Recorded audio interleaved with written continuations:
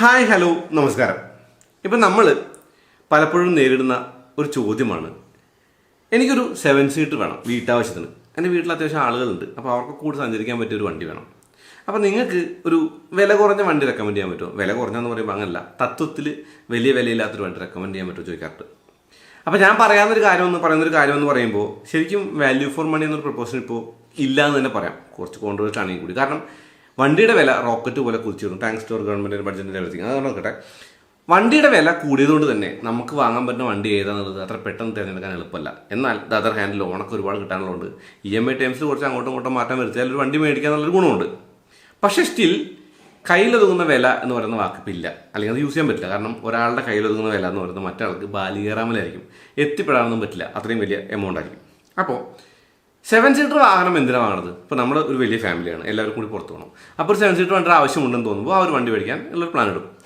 അങ്ങനെ ചോദിക്കുന്ന ആളുകളോട് ഞാൻ പറയുന്നൊരു കാര്യമാണ്, നിങ്ങൾക്ക് ഒരു 5 സീറ്റർ ഹാച്ച് ബാക്ക് മേടിക്കാം, അല്ലെങ്കിൽ 4 സീറ്റർ ഹാച്ച് ബാക്ക് വാട്ടവർ, അതല്ലെങ്കിൽ ഒരു കോമ്പാക്ട് SUV, അതല്ലെങ്കിൽ ഒരു ഇത്തിരി കൂടി വലിയ SUV മേടിക്കാം. 7 സീറ്റർ എന്ന് പറയുന്ന ആ ഒരു യൂസ് എപ്പോഴും വരില്ലല്ലോ. എനിക്ക് തോന്നുന്നില്ല എല്ലാവരും എപ്പോഴും പുറത്ത് പോകുന്ന ആളുകളാണെന്നുള്ളത്. അങ്ങനെ ആളുകളുണ്ട്, അവരെ മാറ്റി നിർത്തിക്കൊണ്ടാണ് ഞാൻ പറയുന്നത്. അങ്ങനെയാണെങ്കിൽ നിങ്ങൾക്കൊരു 7 സീറ്റർ റെൻ്റ് എടുക്കുകയോ ടാക്സി വിളിക്കുകയോ ചെയ്തുകൂടെ? കാരണം rent car plenty of rent car available ആണ്. ടാക്സി ആണെങ്കിൽ ഇന്നോവ ക്രിസ്റ്റ പോലുള്ള വണ്ടികളുണ്ട്. അപ്പോൾ ഇതൊക്കെ എടുക്കാനുള്ള ഓപ്ഷൻസ് ഇവിടെ ഉണ്ട്. അപ്പോൾ അവർ പറയുന്നൊരു കാര്യമുണ്ട്, അല്ലെങ്കിൽ അവർ നമ്മളോട് തിരിച്ച് പറയുന്നൊരു കാര്യം, അങ്ങനെയല്ല, നമുക്ക് നമ്മുടെ വണ്ടി തന്നെ പോകുമ്പോൾ കിട്ടുന്ന ഒരു സുഖമുണ്ടല്ലോ, അതാണ് നമ്മുടെ ആവശ്യം. നമ്മളൊരു വണ്ടി മേടിക്കുമ്പോൾ അതും കൂടി കണ്ടാൽ, അല്ലെങ്കിൽ ആ ഒരു കാര്യം കൂടി ആൻറ്റിസിപ്പേറ്റ് ചെയ്ത് വണ്ടി മേടിച്ചാൽ നമുക്ക് വേണമെങ്കിൽ ആ ഒരു പിന്നിലെ 2 സീറ്റുകൾ മറച്ചിട്ടാൽ ആ ഒരു ലഗേജ് സ്പേസ് യൂസ് ചെയ്യാം. എപ്പോഴും നമ്മൾ 7 സീറ്റർ യൂസ് ചെയ്യണം എന്നില്ലല്ലോ. സ്റ്റിൽ വാൻ ഓടിക്കുന്നതിൻ്റെ ഒരു ബുദ്ധിമുട്ട് ചിലർക്കെങ്കിലും ഉണ്ടാവും, ചിലർക്ക് അത് വലിയ വിഷയമായിക്കൊള്ളുന്നില്ല. അപ്പോൾ 7 സീറ്റർ റിക്വയർമെൻ്റ് ആയിട്ട് വിളിക്കുന്ന ഒരുപാട് പേരുണ്ട്. അവർക്ക് വേണ്ടിയിട്ടുള്ള ഒരു വീഡിയോ ആണെന്ന്. അതായത് നമ്മുടെ ആ ഒരു വില നിലവാരത്തിൽ നിൽക്കുന്ന വണ്ടികളിലെ അത്യാവശ്യം റീസണബിൾ ആയിട്ടുള്ള വിലയ്ക്കുള്ള കുറച്ച് വാഹനങ്ങളെ നമുക്കൊന്ന് പരിചയപ്പെടാം. വണ്ടിപ്രാന്തൻ്റെ പുതിയ വീഡിയോയിലേക്ക് എല്ലാവർക്കും സ്വാഗതം. കുറച്ച് വാഹനങ്ങൾ എന്ന് പറയുമ്പോൾ ഇത് മെയിനായിട്ടും 7 സീറ്ററുകളെയാണ് ഉദ്ദേശിക്കുന്നത്. അപ്പോൾ 6 സീറ്റർ ആയിട്ടുള്ള വാഹനങ്ങൾ ഞാൻ മാറ്റിയിരുന്നുണ്ട്. അത് മാത്രമല്ല, ഇപ്പോൾ പഴയ ഒരു വണ്ടികളെ കൂടി ഞാൻ ഒരു വീഡിയോയിൽ ഉൾപ്പെടുത്തി ഉദ്ദേശിക്കുന്നത്. അത് പുതിയ വാഹനങ്ങൾ മാത്രമല്ല, കുറഞ്ഞ വിലയ്ക്ക് കിട്ടുന്ന യൂസ്ഡ് കാർസിൽ ഏതാണ് നല്ല വണ്ടികൾ എന്നുള്ള ആ ഒരു ചിന്ത കൂടി ഈ ഒരു വീഡിയോക്കകത്തുണ്ടാവും. ആദ്യമായിട്ട് ഈ ഒരു ലിസ്റ്റിൽ എനിക്ക് തോന്നുന്നത് ഏറ്റവും ചേരുന്നൊരു വണ്ടി എന്ന് പറയുന്നത് മാരുതി സുസുക്കിയുടെ എർട്ടിഗയാണ്. എർട്ടിഗയാണ് ഇപ്പോൾ കയ്യിലൊതുങ്ങുന്ന ഒരു 7 സീറ്റർ തത്വത്തിൽ. ഇതിൻ്റെ കുറച്ചും കൂടി കൂടിയ മോഡലായിട്ടുള്ള XL6 ഉണ്ട് കേട്ടോ. XL6 എന്ന് പറയുന്നത് 7 സീറ്റർ അല്ല, 6 സീറ്റർ ആയതുകൊണ്ട് XL6 നമുക്ക് ഈ ഒരു സംഗതി ലിസ്റ്റ് ചെയ്യാൻ പറ്റില്ല. കാരണം നമ്മൾ പറയുന്നത് 7 സീറ്ററുകളെ കുറിച്ചാണ്. അങ്ങനെ നോക്കിയാൽ 8,49,000 രൂപയാണ് XL6ൻ്റെ ആ ഒരു വിലയെ കമ്പയർ ചെയ്യുമ്പോൾ എർട്ടിഗയുടെ വില. ഈ എർട്ടിഗയുടെ വിലയിൽ നമുക്ക് ടൂർ എന്ന് പറഞ്ഞൊരു മോഡൽ കൂടി കിട്ടാണ്ട് ടാക്സി രജിസ്ട്രേഷനിൽ. അപ്പോൾ പലരും ടാക്സി രജിസ്ട്രേഷൻ വണ്ടികൾ കൂടി എടുത്ത് പ്രൈവറ്റ് യൂസ് ചെയ്യുന്നുണ്ട്, നമ്പർ പ്ലേറ്റൊന്നും മാറാതെ ലീഗലി ആയിട്ടുണ്ട് കേട്ടോ, അല്ലാണ്ട് ഇപ്പോൾ ബാഡ്ജിൻ്റെ പ്രശ്നമില്ലല്ലോ. അതുകൊണ്ട് തന്നെ ടൂർ CNG അല്ലെങ്കിൽ ടൂറോ വാങ്ങിക്കഴിഞ്ഞാൽ നമുക്കത് കുറച്ചും കൂടി വില കുറവിൽ കിട്ടുന്നൊരു ബെനിഫിറ്റും ഉണ്ട്. പക്ഷേ എപ്പോഴും ആളുകളുടെ ഇമേജിൻ്റെ പ്രശ്നം, അല്ലെങ്കിൽ ആളുകളുടെ മുന്നിലൊരു പ്രോഗ്രാമിന് പോകുമ്പോൾ ടാക്സി കൊണ്ടുപോകാനുള്ള ദുരഭിമാനം വേറെ ടോപ്പിക്കാണ്, അതിലേക്ക് വരാം. എന്നാലും അങ്ങനെയുള്ള പ്രശ്നങ്ങൾ കൊണ്ട് തന്നെ ശരിക്കും ആ ഒരു മോഡൽ അത്ര ഒരു റെക്കമെൻഡഡ് അല്ല. എന്നാൽ കൂടി അങ്ങനെ ഒരു മോഡൽ ഉണ്ട് എന്ന് പറഞ്ഞുള്ളൂ. LXi VXi അങ്ങനെയുള്ള ZXi അങ്ങനെയുള്ള മോഡൽ ഒരുപാട് മോഡലുണ്ട്. ഏറ്റവും കൂടിയ വില എന്ന് പറയുന്നത് 12,49,000 രൂപകളാണ് ഇതിൻ്റെ ഒരു ടോപ്പ് എൻ്റെ വില. എക്സ്ഷോറൂം പ്രൈസ് ആണ്, അത് ഇറങ്ങുമ്പോൾ 15-16 ലക്ഷം രൂപ ഉള്ളാവും എന്നുള്ളതാണ് ആ ഒരു ഓൺ റോഡിൻ്റെ കണക്ക്. സോ എർട്ടിഗ ഒരു നല്ല ഓപ്ഷനാണ് 7 സീറ്റർ വാങ്ങാൻ നോക്കുന്നു ആളാണെങ്കിൽ. ഇപ്പോൾ എർട്ടിഗയ്ക്കാണെങ്കിൽ തന്നെ 1.5 ലിറ്റർ എഞ്ചിൻ്റെ ഒരു ഗുണം എന്ന് പറയുന്നത് തീർത്തും ഡ്രൈവബിൾ ആയിട്ടുള്ള വണ്ടിയാണത്, ഓടിക്കാൻ നല്ല രസമുള്ളൊരു വണ്ടിയാണത്. അതായത് എനിക്ക് തോന്നുന്നു കാര്യങ്ങൾ നടക്കും, അത്യാവശ്യം ഫ്യൂൽ എഫിഷ്യൻ്റ് ആണ്. അത് മാത്രമല്ല സ്മൂത്താണ്. 1.5 ആണ്, അത്യാവശ്യം ഒരു എന്താ പറയുക, ഓടിക്കാനുള്ള ഒരു വലിയ 6-7 പേര് കയറിയാലും വലിയ പ്രശ്നമില്ലാതെ ഓടിക്കാൻ പറ്റുമെന്നുള്ളൊരു ഗുണമുണ്ട്. ആകെയുള്ള പ്രശ്നം എന്ന് പറഞ്ഞാൽ നിങ്ങൾക്ക് സൺറൂഫ് അല്ലെങ്കിൽ അങ്ങനെയുള്ള ഫാൻസി ഐറ്റംസ് ഒന്നും കിട്ടില്ല. എന്നാൽ കൂടി ഇരിക്കാൻ സുഖമായിട്ട് അല്ലെങ്കിൽ യാത്ര ചെയ്യാൻ മാത്രമായിട്ട് വണ്ടി 7 സീറ്റർ എന്ന നിലയ്ക്ക് ഓട്ടോമാറ്റിക് ആണെങ്കിൽ ഓട്ടോമാറ്റിക് അത് ടോർണൗട്ടാണ് 6 സ്പീഡ്. അതല്ലെങ്കിൽ ആ ഒരു മാനുവൽ മോഡൽ കൊള്ളാമെന്നുള്ളതാണ്. CNG എന്ന് പറഞ്ഞാൽ ഞാൻ പറഞ്ഞ ടൂറിൽ CNG കൂടി ഉണ്ട്, വേണമെങ്കിൽ CNG നിങ്ങൾക്ക് പരിഗണിക്കാവുന്നതാണ്. ഇനി എർട്ടിഗയുടെ നേരെ അല്ലെങ്കിൽ ആ ഒരു പ്രൈസ് പോയിന്റ് പിടിച്ചു പോകാം. അങ്ങനെ പിടിച്ചു പോകുമ്പോൾ എനിക്ക് പറയാനുള്ള വണ്ടികൾ, മഹീന്ദ്രയുടെ 3 വണ്ടികൾ ലിസ്റ്റിലുണ്ട്. അതിൽ ആദ്യ വണ്ടിയെ കുറിച്ച് പറയാം, ബൊലേറോ നിയോ എന്ന് പറയുന്നത് TUVയുടെ ഒരു പുതിയ അവതാരം, TUVയുടെ രൂപം ഉള്ള പുതിയ ബൊലേറോയുടെ അവതാരം നമുക്ക് നിയോനെ വിളിക്കാം. അതായത് നമ്മളിപ്പോൾ പലപ്പോഴും കൂടുമാറാൻ പറയുമ്പോൾ ബൊലേറോയുടെ കൂടെടുത്ത് TUVയിലേക്ക് വന്ന് TUV ആ ഒരു നിയോ ആയിട്ട് വന്നു എന്ന് ലളിതമായിട്ട് പറയാം. പക്ഷേ ഇതിൻ്റെ പ്രധാന പ്രശ്നം എന്ന് പറയുന്നത് 7 സീറ്റാണ്. ഓക്കെ, ഡീസൽ എഞ്ചിൻ ഉണ്ട്, ഗുണമാണ്. ഡീസൽ വണ്ടി മേടിക്കുന്നത് നല്ലൊരു കാര്യമാണ്. മാത്രമല്ല ഓട്ടോമാറ്റിക് ഇല്ല എന്നുള്ളൊരു പ്രശ്നമാണ്. പക്ഷേ എന്നാൽ കൂടി 7 പേർക്ക് ഇരിക്കാൻ പറ്റുമെന്നുള്ള ക്വസ്റ്റ്യൻ. 7 പേർക്ക് ഒക്കേഷനിലൊക്കെ യാത്ര ചെയ്യാൻ പറ്റും. അതായത് പിന്നിൽ രണ്ടുപേര് കുട്ടികളാണെങ്കിൽ ആ ബെഞ്ച് സീറ്റിലിരുത്തി യാത്ര ചെയ്യാവുന്ന ഗുണമാണ്. കുട്ടികളുടെ സുരക്ഷ കുറച്ചും കൂടി ഒരു പ്രശ്നമാണ്. അതുകൊണ്ട് തന്നെ സീറ്റ് അല്ലെങ്കിൽ കാർ സീറ്റ്, സീറ്റ് ബെൽറ്റ് ഒക്കെ നിർബന്ധമാക്കുന്ന സമയത്ത് ഇങ്ങനെ പറയാൻ പാടുന്നില്ല. എന്നാലും കുറച്ചൊരു എന്താ പറയുക, ചെറിയ രൂപപ്രകൃതമുള്ള ആളുകൾക്ക് ഇരിക്കാവുന്ന ഒരു സീറ്റാണ് ബൊലേറോ നിയോയുടെ പിൻ സീറ്റ്. അപ്പോൾ 2 പേർക്ക് അവിടെ ഇരുന്ന് ബാക്കി 5 പേർക്ക് ഫ്രണ്ട് ഫേസ് ചെയ്തിരുന്ന് 7 പേർക്ക് യാത്ര ചെയ്യാവുന്നൊരു ഗുണമുണ്ട്. അത്യാവശ്യം പവർഫുൾ ആയിട്ടുള്ള വണ്ടിയാണ്, വലിയ കുഴപ്പമൊന്നുമില്ല. ബോഡി ഓൺ ഫ്രെയിം ആണെന്നുള്ള ഗുണമുണ്ട്. റിയർ വീൽ ഡ്രൈവ് ആണ്, അതിന് ഗുണമുണ്ട്. അപ്പോൾ ഈ എല്ലാ ഗുണങ്ങളും കൂടി ചേരുമ്പോൾ ബൊലേറോ നിയോ നമുക്കൊരു നല്ല ഓപ്ഷനായിട്ട് ഈ ഒരു ലിസ്റ്റിൽ പരിഗണിക്കാവുന്ന കാര്യമാണ്. വില വെച്ചാണ് ഞാൻ പറയുന്നത്. ഈ ബൊലേറോ നിയോയുടെ വില എന്ന് പറയുന്നത്, ബൊലേറോ നിയോയ്ക്ക് 9,47,000 രൂപ തുടങ്ങിയിട്ട് 11,27,000 രൂപയാണ് എക്സ്ഷോറൂം പ്രൈസ്.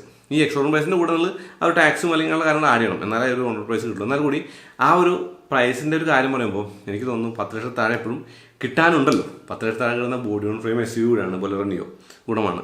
ആ ഒരു കാര്യത്തിൽ ആ ഒരു വണ്ടിക്ക് ഒരു ഇത്തിരി മുൻതൂക്കമുണ്ട് എന്നുള്ളതിനാണ്. ഇത് പോരാ, ഒരു ഇത്തിരി കൂടി പൈസ കൊടുക്കാനുണ്ട്. ഒരു ഇത്തിരി ഓൾഡ് സ്കൂൾ ആയാലും കുഴപ്പമില്ല, ഒരു പ്രോപ്പർ SUV വേണം എന്നാണ് നിങ്ങളുടെ ആഗ്രഹം.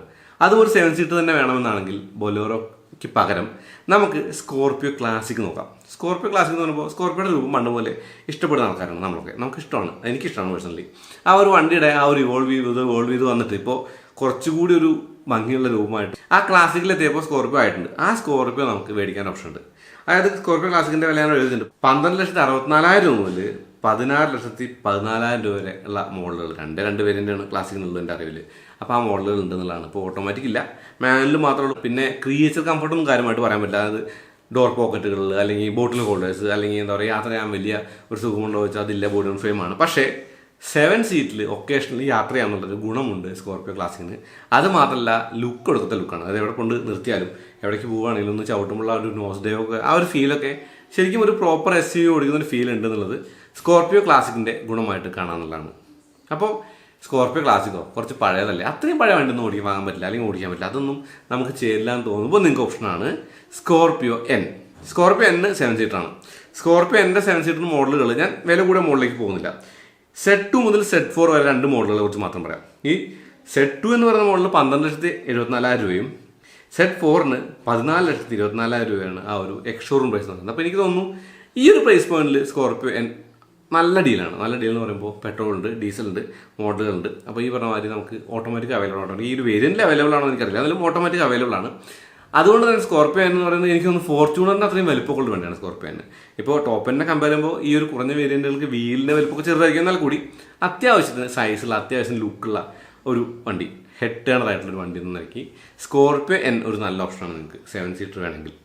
അപ്പോൾ ഈ സ്കോർപിയോ Nൻ്റെ പ്രശ്നം ഫ്യൂവൽ എഫിഷ്യൻസി എർട്ടിഗയുടെ അത്രയും ഉണ്ടായിക്കൊള്ളുന്നില്ല. എർട്ടിഗ പെട്രോളാണ്, ഇത് പെട്രോളും ഡീസലുണ്ട്. ചിലപ്പോൾ ഫ്യൂവൽ എഫിഷ്യൻസി സ്കോർപിയോ ക്ലാസിക്കിന് തുല്യമായിരിക്കാം, പക്ഷേ ആ ഒരു ബൊലേറോ നിയോയ്ക്ക് ഇതിലും ഉണ്ടായിക്കൊള്ളുന്നില്ല. പക്ഷേ ഒക്കേഷണലി ഓടിക്കുന്ന ഒരു 7 സീറ്റർ നിലയ്ക്കും എപ്പോഴും 5 സീറ്ററായിട്ട് ഓടിക്കാവുന്ന നിലയ്ക്കും കൊണ്ടുനടക്കാവുന്ന ബൊലേറോയും സ്കോർപിയോ ക്ലാസിക്കും ഉള്ളപ്പോൾ എനിക്ക് തോന്നുന്നു ഏകദേശം എപ്പോഴും ഉപയോഗിക്കുന്ന ഒരു 7 സീറ്റർ നിലയ്ക്ക് ബൊലേറോ അല്ലെങ്കിൽ സ്കോർപിയോ എന്ന വണ്ടികളേക്കാൾ കുറച്ചുകൂടി മുൻതൂക്കമുണ്ട് ഈ ഒരു സ്കോർപിയോ N എന്നുള്ളതാണ്. അപ്പോൾ ഇത്രയും വണ്ടികളാണ്, ഈ ഒരു 5 വണ്ടികളാണ് ഇപ്പോൾ എനിക്ക് തോന്നുന്നു നിങ്ങൾക്ക് എളുപ്പത്തിൽ വാങ്ങാവുന്ന വണ്ടികൾ. അതിൻ്റെ അപ്പുറത്തുള്ള വണ്ടികളിൽ ഒന്നെന്ന് പറയുന്നത് കിയ കാരൻസ് ആണ്. കിയ കാരൻസിൻ്റെ വീഡിയോ നമ്മൾ ചെയ്തിട്ടുണ്ട്. കിയ കാരൻസിൻ്റെ വന്ന ആ ഒരു പ്രൈസിന് ഇപ്പോൾ കുറച്ചുകൂടി വില കൂടിയിട്ടുണ്ട്. 10,19,000 രൂപ തുടങ്ങുന്ന പെട്രോൾ മോഡൽ മുതൽ 17 ലക്ഷത്തി സംതിങ് തുടങ്ങുന്ന ഡീസൽ മോഡൽ വരെയുള്ള വിവിധ വകഭേദങ്ങളുണ്ട്. പക്ഷേ ഡീസൽ മോഡലൊക്കെ ശരിക്കും 20 ലക്ഷത്തിൻ്റെ പുറത്താണ് ഓൺ റോഡ് പ്രൈസ് വരെ, അങ്ങോട്ട് പോകണ്ട. ഈ കുറഞ്ഞ മോഡലുകൾ നിങ്ങൾക്ക് തീർത്തും ചെക്ക് ചെയ്ത് നോക്കാവുന്ന അല്ലെങ്കിൽ വാങ്ങാവുന്ന വണ്ടികളാണ് എന്നുള്ളതിനാണ്. അതിൽ കിയ കാരൻസിനും അല്ലെങ്കിൽ സ്കോർപിയോ Nനും എർട്ടിഗയ്ക്കുമുള്ള ഗുണമെന്ന് പറയുന്നത് ഈ വണ്ടികൾക്ക് ഓട്ടോമാറ്റിക്കുകളുണ്ട്. ഇപ്പം നിയോയ്ക്ക് ആണെങ്കിലും അതല്ല ക്ലാസിക്കിനാണെങ്കിലും ഓട്ടോമാറ്റിക്കുകളില്ല എന്നുള്ളത് ഒരു ചെറിയ പോരായ്മയാണ്.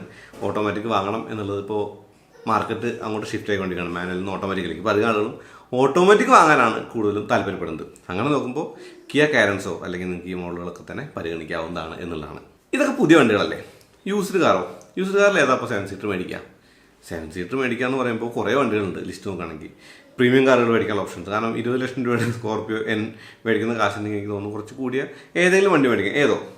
എന്നാൽ ഞാൻ പറയുന്നത് പഴയ ഇന്നോവ ഉണ്ടല്ലോ, അതായത് ഏകദേശം ഒരു 10 വർഷമൊക്കെ പഴക്കമുള്ള ഇന്നോവയൊക്കെ നമുക്ക് മേടിക്കാവുന്ന വണ്ടിയാണ് 7 സീറ്ററായിട്ട്. അപ്പോൾ യാത്രാസുഖത്തിന് യാത്രാസുഖം ഉണ്ടാവും. ഡീസലാണ്. ടൊയോട്ടയുടെ റിലയബിലിറ്റി കൊണ്ട് വലിയ പ്രശ്നങ്ങളൊന്നുമില്ല. ആ ഒരു വണ്ടി മികച്ച ഒരു ചോയ്സാണ്. അത് മാത്രമല്ല, ഹോണ്ടയുടെ മൊബിലിയോ എന്ന് പറഞ്ഞ വണ്ടിയുണ്ട്.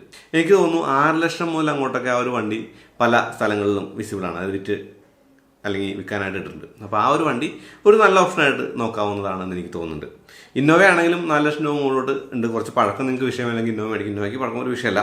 1 ലക്ഷം കിലോമീറ്റർ താഴെ ഓടുന്ന ഓടിയ വണ്ടികളൊക്കെ കിട്ടുകയാണെങ്കിൽ തീർത്തും നല്ലതായിരിക്കുമെന്ന് എനിക്ക് തോന്നുന്നുണ്ട്. അപ്പോൾ 7 സീറ്ററുകളുടെ ഒരു വിന്യാസം തന്നെ നമ്മുടെ നിരത്തിൽ ഇപ്പോൾ ഉണ്ട്. പുതിയതാണെങ്കിൽ പുതിയതായിട്ടും പഴയതാണെങ്കിൽ പഴയതായിട്ടും. അപ്പം ഞാനീ പറയുന്ന വണ്ടികളിൽ നിങ്ങളുടെ ചോയ്സ് എന്താണ്? കമൻറ്റ് ചെയ്യും. അടുത്ത വീഡിയോ വീണ്ടും വരാം. നന്ദി, നമസ്കാരം.